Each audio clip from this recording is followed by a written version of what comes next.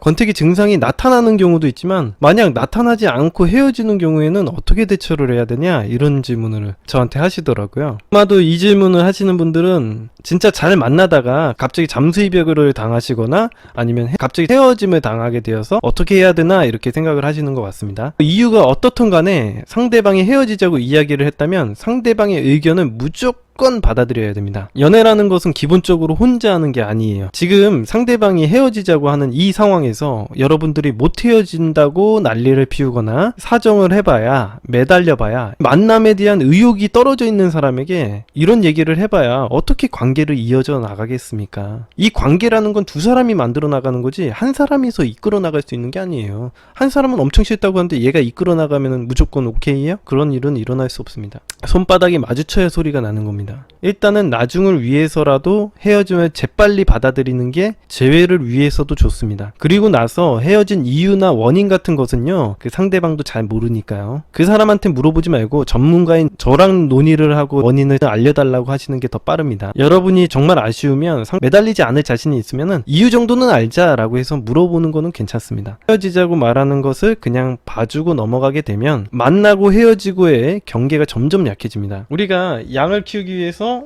양목장이 있어요. 양목장에 우리가 울타리를 쳐놨는데 그 울타리를 허술하게 만드는 바람에 양이 왔다 갔다 하는 거야. 밖으로 나갔다 들어왔다 하는 거라고 생각을 해봅시다. 그러면 이 양에게 이 목장이 어떤 의미가 있죠? 울타리 자체가 의미가 없는 거죠. 나를 보호해 줄 수 있다고 생각도 안 할 겁니다. 개구녕으로 자기만 왔다 갔다 하겠어요? 늑대도 왔다 갔다 하고요, 호랑이도 왔다 갔다 하고 뭐 여러 가지 날짐승들이 왔다 갔다 할 텐데 양이 이 목장에 있고 싶겠습니까? 그렇지 않을 거예요. 마찬가지로 우리가 몇 번 만났다가 헤어졌다를 반복하게 되면요, 헤어지자는 말이 무색해질 정도로 관계는 이미 끝났다고 느끼는 경우가 많죠. 내가 어떤 남자에게 보호받는다라는 느낌을 못 받아요. 그리고 이건 만나는 것도 아니고 안 만나는 것도 아니고 아주 애매한 관계가 될 수 있습니다. 좋아하는 마음이 크다면 표면적으로는 괜찮아 보일지도 몰라요. 하지만 그저 미련과 아쉬움에 관계를 이어나갈 뿐이지 밝은 미래가 펼쳐져 있다고 서로가 생각하기는 매우 어려워지죠. 그냥 좋아하니까, 지금 당장 아쉬우니까 만나는 거예요. 그렇게 생각이 되면 관계에 대한 미래적인 동기부여가 안 돼서 언젠가는 헤어지게 되겠죠. 인간은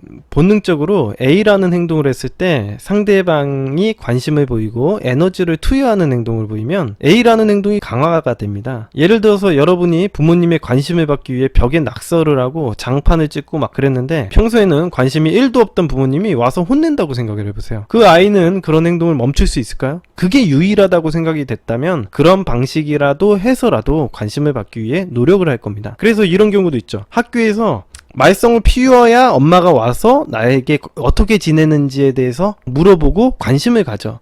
그러면은 이 친구는 관심을 갖기 위해서 학교에서 말썽을 피우는 학생이 될 수도 있어요. 부모님의 관심을 받기 위해서. 이 정도는 얘기를 들어본 적은 있으시죠? 일단 인간들은 원천적으로 굳이 필요 없고 쓸데없는 행동들을 하지 않습니다.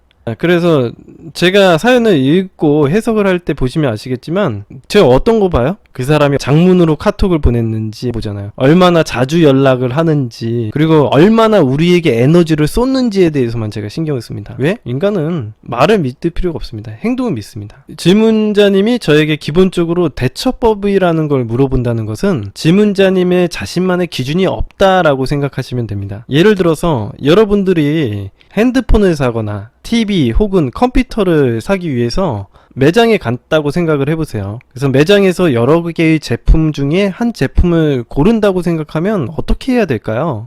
여러분이 어떤 물건을 사야겠다라는 어떤 기본적인 기준이 있어야지 그 매장에서 어떤 제품을 골라서 매장 밖으로 나올 수 있는 겁니다. 여러분이 물건을 살 때 기준을 가지고 가지 않았다면 우유부단해지고요, 선택장애를 겪게 되고, 그렇게 하게 되면 몇 날 며칠 그 매장 안에 있어도요, 이 물건을 고르기가 힘들겠죠. 왜? 내가 이거 보면 이게 좋아 보이고 저거 보면 저게 좋아 보일 거 아닙니까? 바로 이런 게 기준의 문제라고 보시면 되겠습니다. 여러분들이 이렇게 인생을 살아가도 괜찮은지 한번 생각을 해보세요. 여러분들이 세상을 살아가는데 판단을 하기 위해서 기준이라는 게 필요한 거죠. 우리는 이런 기준을 갖다가 철학이라고 부릅니다. 여러분이 친구들과 인간관계를 하고 사회생활을 할 때도 타인들이 어떻게 하면 어떻게 대처해야겠다, 이런 기준들이 있죠. 쉬운 예를 들면은 여러분들이 폭언을 듣는다던가 타인들에게 폭행을 당한다고 한다던가 어떻게 해야 되는지, 어떻게 대처해야 되는지 여러분들이 알고 있는 것처럼 말이죠. 근데 연인 관계도 마찬가지입니다. 상대방이 어떤 행동을 한다면 일단 그것이 나에게 이득이 되는 행동인지 부정적인 행동인지를 구별해내야겠죠. 그러고 나서 어떤 기준을 가지고 대처를 해야 되는가 라고 생각을 한번 해보셔야 될 것 같습니다. 그럼 이제 이렇게 생각을 해보세요. 상대방이 이렇게 잠수를 타버리거나 이유를 모른 채 헤어짐을 선고받았을 때는 어떻게 해야 합니까? 일단 제 생각에 대해서만 먼저 이야기를 해드리도록 하겠습니다. 어찌 되었건 간에 헤어지자고 이야기를 하거나 아무 말 없이 잠수를 타버리는 행동들은요,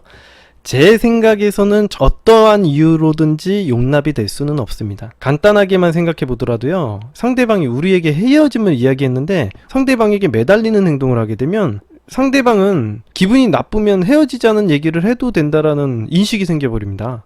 그러니까 상대방이 헤어지자고 했는데도 매달려. 내가 헤어지자는 행동을 하게 되면은 매달린다라는 학습을 하게 되겠죠.